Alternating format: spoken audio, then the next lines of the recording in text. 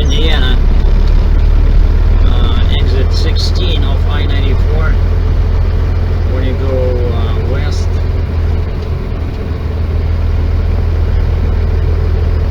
Take the exit right.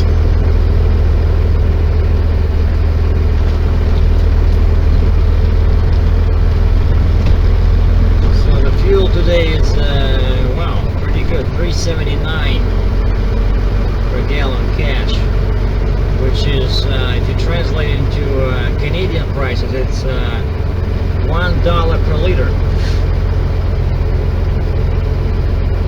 That's pretty good.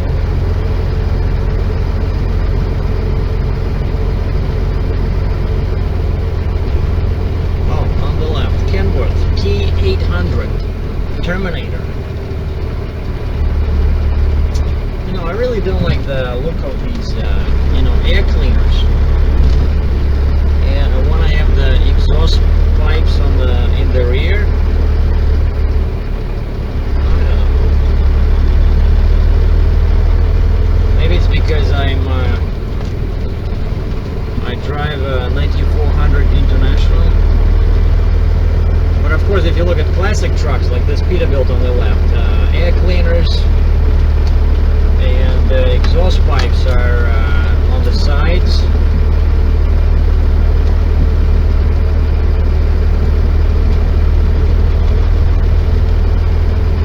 There's a boss shock here now. Oh, perfect. Oh. I wanted to go right in there, but there's a guy was turning from the other side.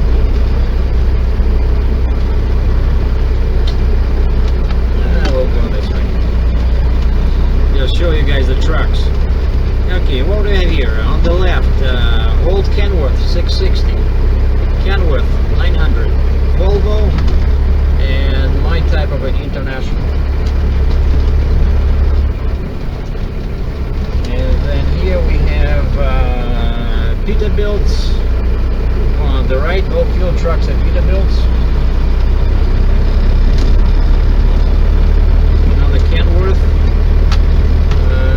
Freightliner, very old Freightliner, flat roof. I like those.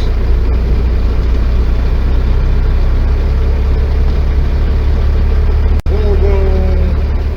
There are lots of Freightliners. Alright, so where do I park?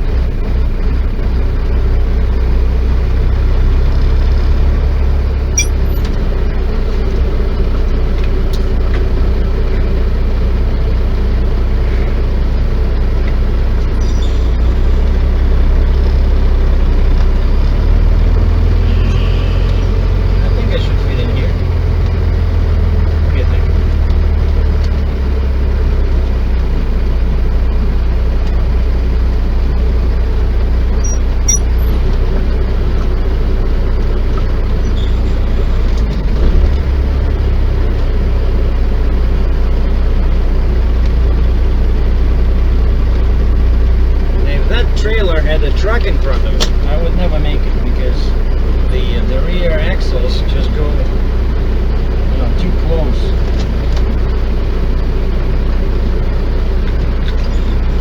But because there was no truck, that's why I knew I would fit.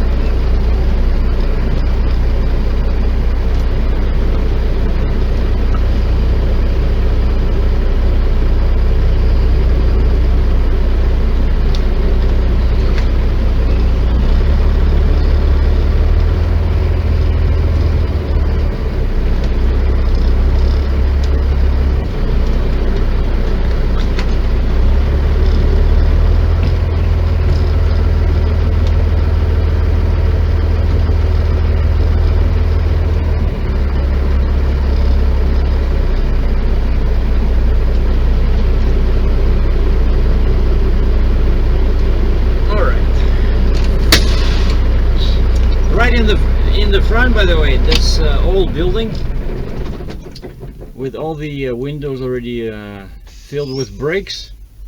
This used to be the fuel desk, where you see the trucks on the left and right. That's where the pumps were.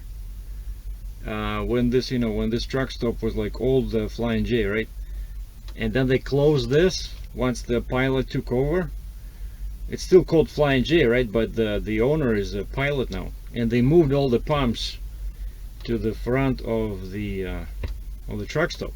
So, you know, new owner, new rules. But they left the building, and it looks like no one is using it, since, you know, they filled up the wall, the windows. I guess now it just remains as maybe as a tornado shelter, or I don't know, bomb shelter. Maybe it's for sale and I should buy it.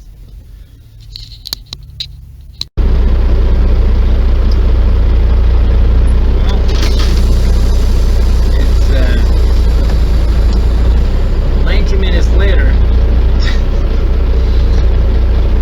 and I'm finally getting out. Yeah, time flies if you're not careful at truck stops.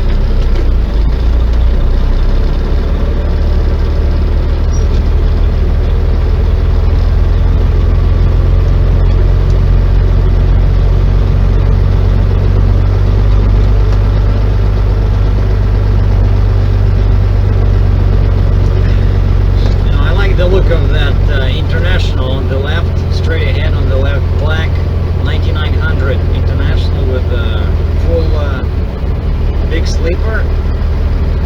Looks great. And as I just checked the spec, by the way, it's a Landstar truck too. I checked the spec that the International guy sent me. Now with that truck, you can get a 600 horsepower Cummins and 46,000 pound rear axles. But the front is only good for up to 14,000 pounds.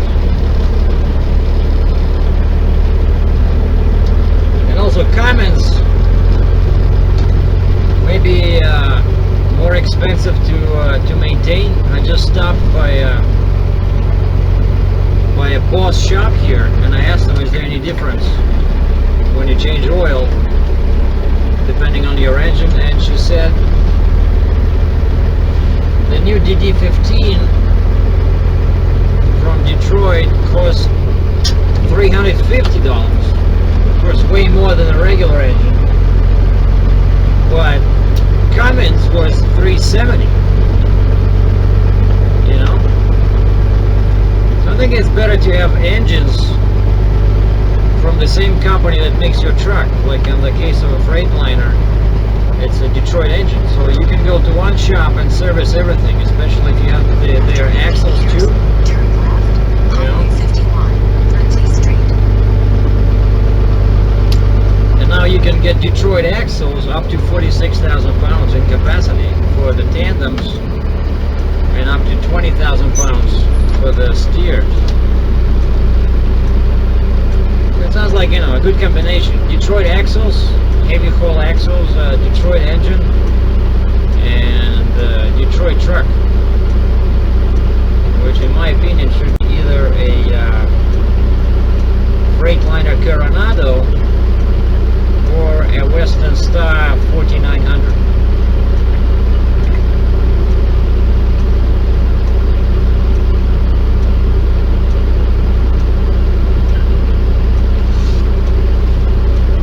I just spent, you know, like half a day yesterday on the Western Star website.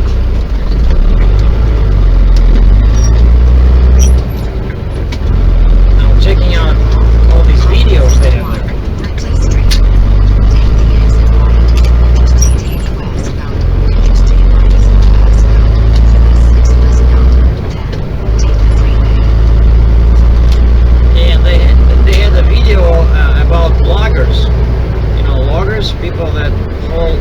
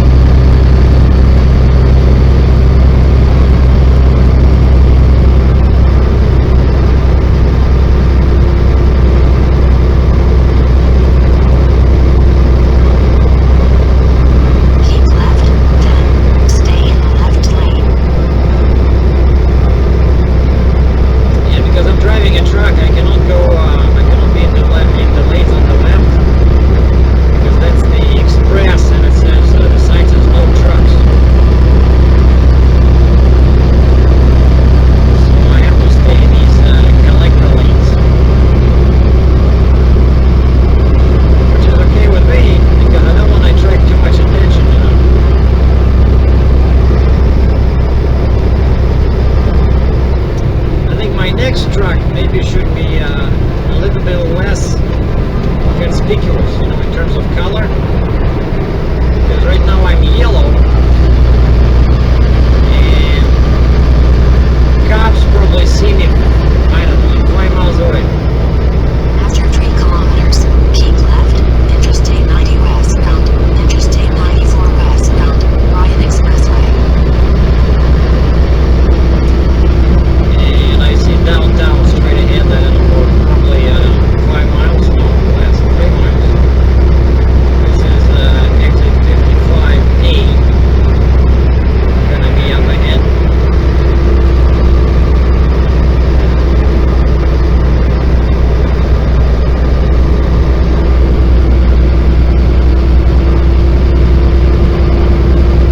So according to my GPS, there's a big lake on the right. I think it's Lake Michigan. So any minute now I should start seeing beautiful girls in, you know, in bathing suits.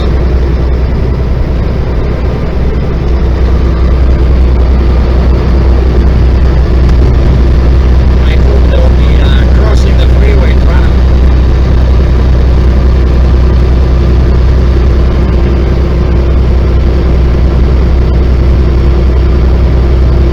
Okay, 330 traffic deaths this year. Wow, so January, February, March, April, May, so in 5 months. After 1 kilometer, keep left, Interstate 90 westbound, Interstate 94 westbound, Ryan Expressway. Then, stay in the left lane. So in 5 months, 330 people died here in Chicago. Okay, 94 north or west. Okay, Keep left, then, stay in the left lane. Wisconsin.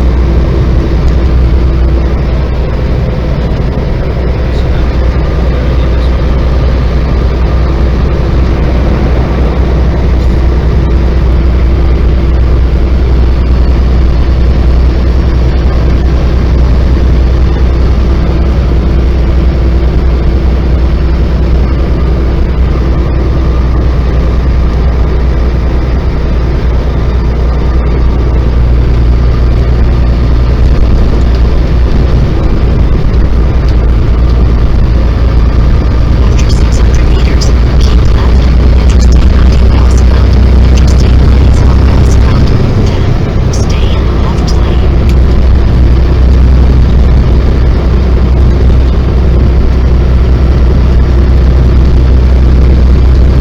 Keep left, then, stay in the left lane.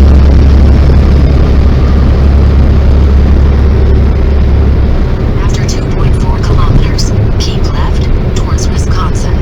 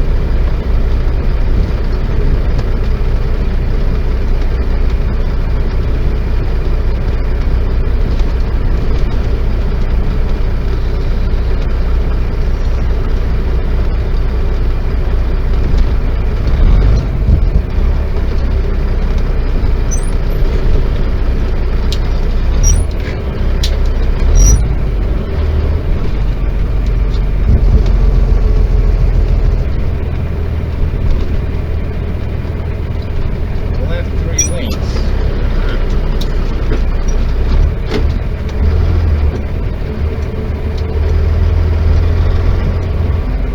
I have to get into the left 3 lanes in order to get to Wisconsin. And of course, all these people looking at me. They're not letting me go, and right after they pass me on the left, they go ahead of me. So they don't actually need this lane where I am now, so they need that lane, right? But they just don't want to let me go, and they jump right in front of me, you know?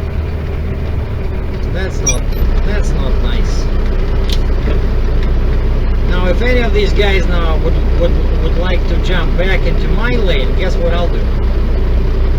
I'm not gonna let them in. Because the sign in the front, two signs, big signs, they say for Wisconsin,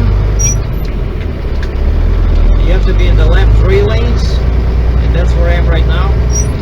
And for 290 West, you have to be in the right 2 lanes. And I definitely don't want to do that, so that's why I had to do some drastic, but extremely safe, lane changing. But of course, you know, in this kind of traffic,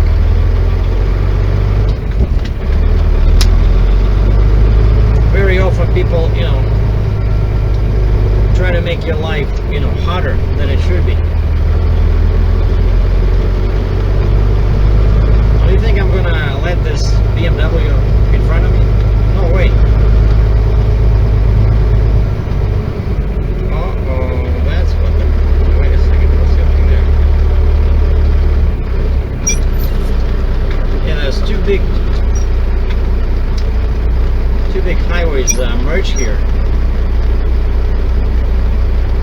Oh, actually not merge, but what's the opposite? Divide?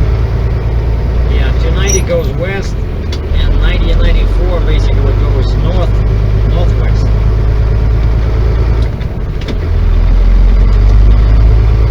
After 1 kilometer, keep left, Interstate 90 westbound, Interstate 94 westbound, towards Wisconsin.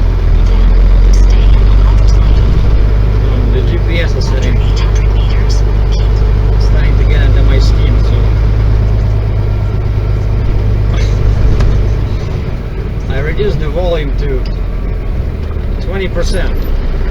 Perfect.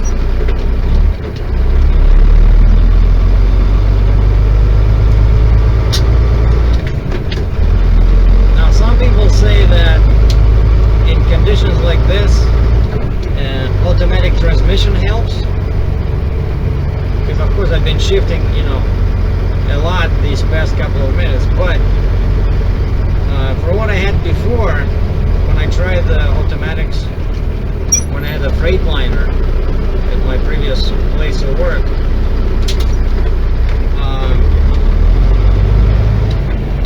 it makes too much noise, you know. Like you see in my manual, I can shift at basically 900 RPM, you know, if I want to. If I don't want to, I'll just be driving in the same gear, right? But automatic transmissions, they shift like at, you know, 1500 RPM, no matter what gear you're in. And quite often it was real irritating, you know, when you drive in, let's say, first gear in traffic like this, and you cannot even go into second gear, so you have to accelerate, so you have to burn fuel up to 1500 RPM, and then only it shifts into second gear. And of course, as soon as your RPM drop, it switches back into first. I don't know, actually, I didn't like, you know, those automatics in this kind of traffic, you know.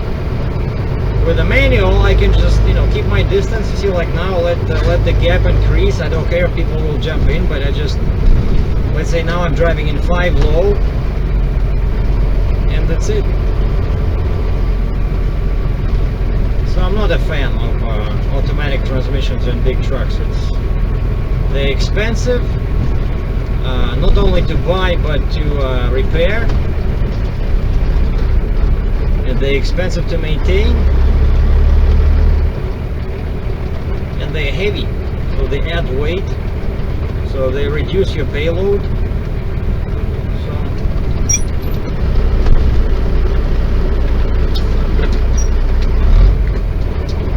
okay, third gear. What's next?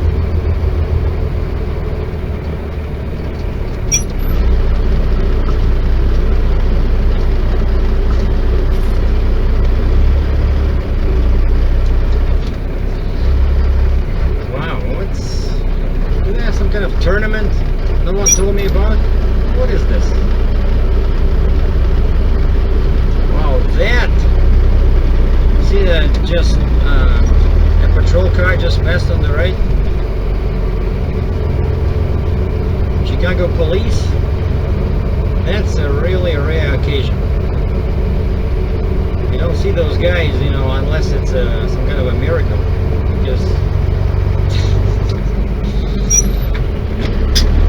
very rarely you see police in Chicago. Because otherwise the traffic will be jammed for miles, because they have extremely low speed limits here. And no one observes.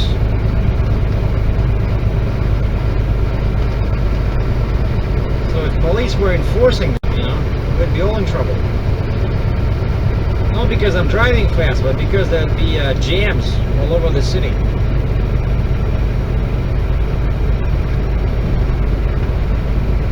Okay, now things should improve. It's these guys on the right. See, they were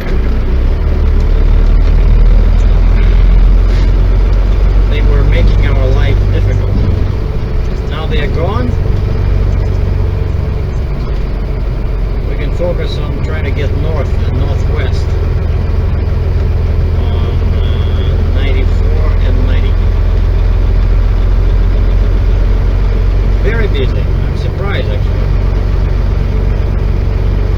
It's 2 o'clock now.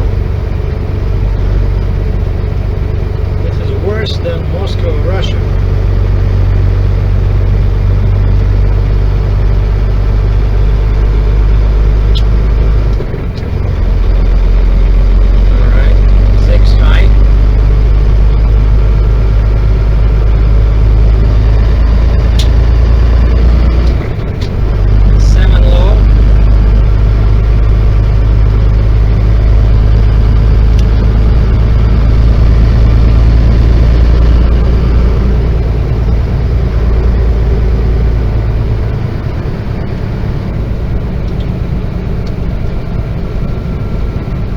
Lots of red lights up ahead, so I can't accelerate.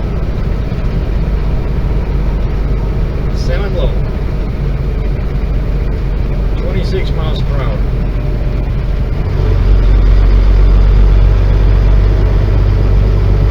Alright, where are those girls in bathing suits? You know, the lake is on the right.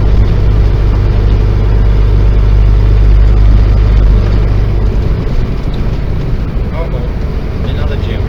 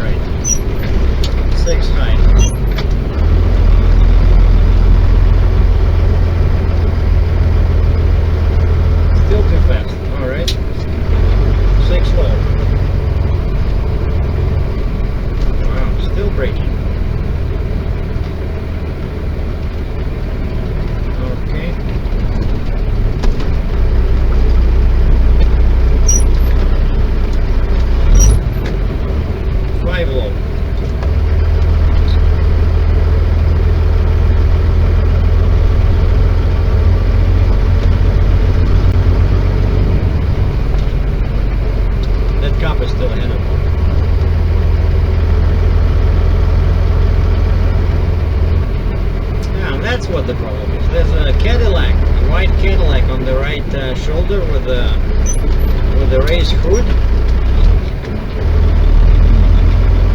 and I think everybody's slowing down because they never saw a Cadillac before. Maybe the driver is an attractive female in a short skirt. Let me check. No, it's an old guy in a ski hat. Alright, so that wasn't the cause of the delay. So, oh wow, look, on the left there's a K9 detection unit. Ford Explorer, huge SUV, says Chicago Police.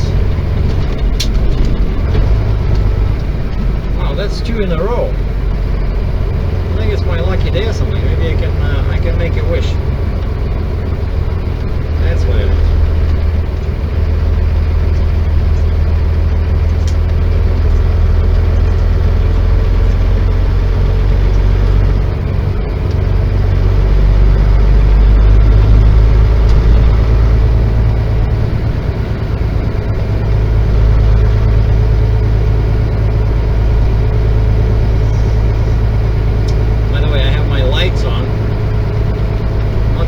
daytime running lights, because all Canadian trucks have those. It's the law. But I also have my low beam, like real headlights on.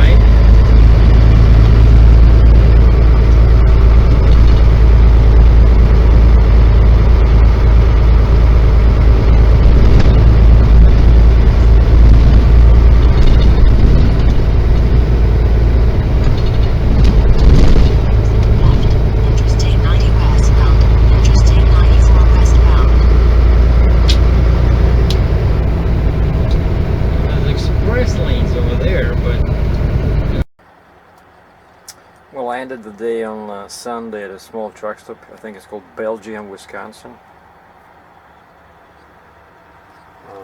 Still about 2 hours to my destination north of here, where I have to load.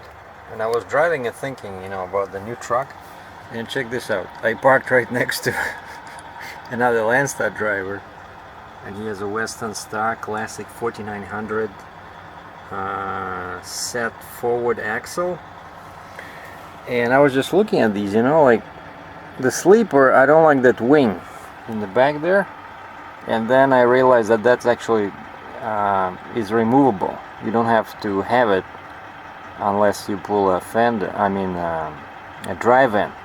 And then one interesting thing was, you know, when I was talking to the salesperson, and I said that I don't like the exhaust pipes on the sides, he said, oh geez, then they have to fill out that empty space. And I didn't know what he meant unless I looked at that. There's a Western Star, another Western Star parked here right next to the truck stop, and there's a for sale sign in the window. It's the same, just like the one next to me, except yeah, that one doesn't have those fenders in the back, but exactly the same. Oh, it has the big windows. And I came close and I looked at that spot where the those exhaust pipes are, and I realized right away that the salesperson was right. Basically, there's a big angle there. If you take those pipes out, it's like a 90-degree angle between the sleeper and the door there. You know, it's not just like on my truck. You know, I just have a see, like on my truck, you can see here, right, where the handle is. It's a pretty kind of smooth, you know, angle. But what Western Star did, basically all their models are designed to have that exhaust in there. So, you know, you cannot, if you take it out, you have to put some kind of filler material in there. And, you know, I see it has all those lights in there. I really like the look of this kind of classic.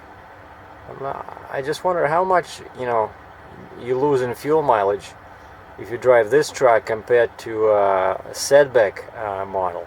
The same kind of Western Star, only it has a sloped hood, which they call a high visibility aerodynamic hood, and the setback axle. But that one still has the same air cleaners on the side. See, like these things here, and it has these you know, exhaust pipes. And actually, also when I looked at close to the truck, I realized that you know, they're pretty kind of curvy, you know, so they don't stick out. So it's especially if you put steel plate on them without holes, because this particular truck, it has a kind of like a panel with, you see, ventilation. I don't know what is that, kind of like some holes in it, you know. So I think that would create some disturbance when you drive. But I saw other trucks that just have a you know, steel, like just flat surface. I think those should be great, you know. And of course the sleeper is, you know, gorgeous, you know, with that huge window. There's lots of light in there. But that particular truck, you know, it looks pretty old. I look at the frame in the back and it's all rusty, you know. It's just like looks like kind of like my truck, you know. But it does look different, you know. I think it depends on how you drive it, you know. If you drive it you know, like 60 miles per hour, I don't think the fuel mileage should be that bad, you know.